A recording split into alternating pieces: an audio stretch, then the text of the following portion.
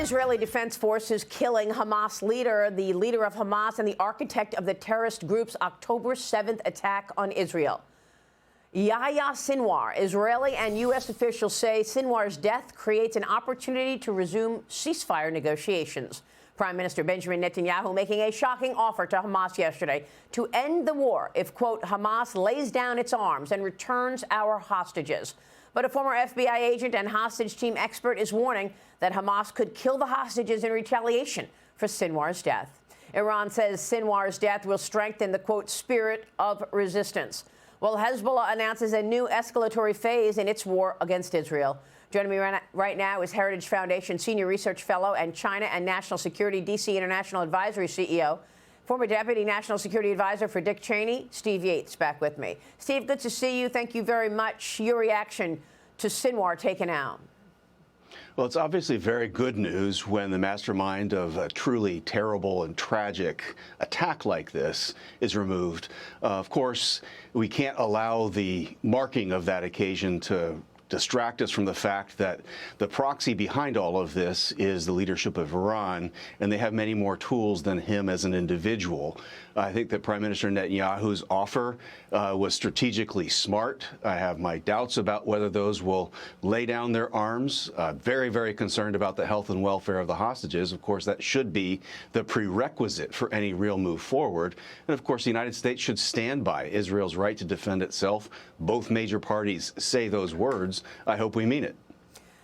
Who do you think takes over? Do you think that they'll replace him quickly as the new leader of Hamas? Unfortunately, this usually is a whack-a-mole kind of situation. It's what we've lived with in the post-9/11 environment and several other areas.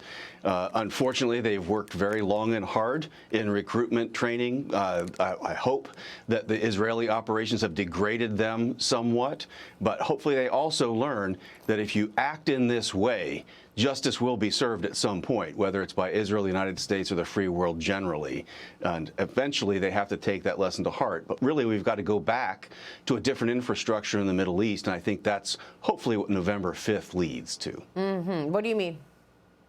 Well, the Abraham Accords was a very, very important infrastructure for the region. It had Israel and the Arab allies unified in maximum pressure on Iran. It had alternative paths to peace with engagement. But very importantly, it allowed Arabs to visit Israel and see for themselves what Israel was trying to do, to have humane policies, to see for themselves what was truthful and what was spin or lies from the terrorist and activist networks about the treatment that was going on there. That was, I think, a more durable framework.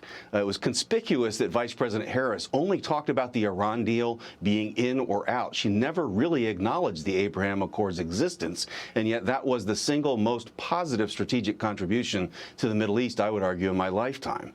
Yeah, it's a great point, and you would expect the Trump administration to resume those efforts should President Trump get back in the White House.